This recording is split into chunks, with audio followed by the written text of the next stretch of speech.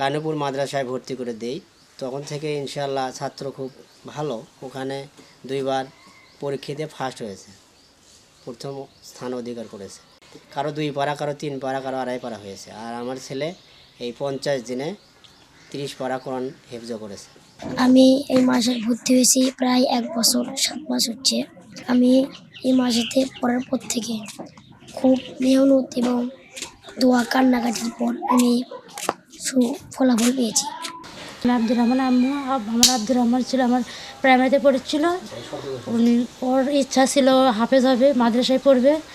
তা আমরা মাদ্রাসায় দেই। তা সে পড়ার ইচ্ছে থাকার কারণে সে অনেক দূর পর্যন্ত এগিয়ে গেছে এবং সে কোরআন হেফজ করেছে। তার সিনাটা কোরআনে পরিণত হয়েছে।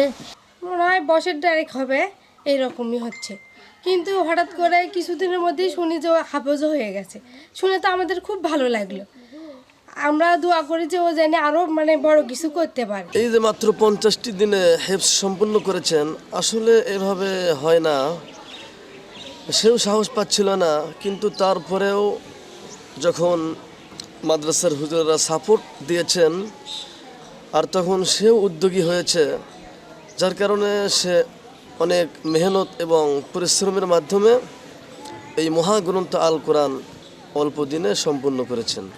এই কারণে আমরা সবাই তার এই মেহনত এবং চেষ্টার ফসল মহাগ্রন্থ আল কোরআন কারীম অল্প দিনে সম্পূর্ণ করেছেন। এজন্য আমরা সবাই তার প্রতি কৃতজ্ঞ, আন্তরিকভাবে খুশি হয়েছি।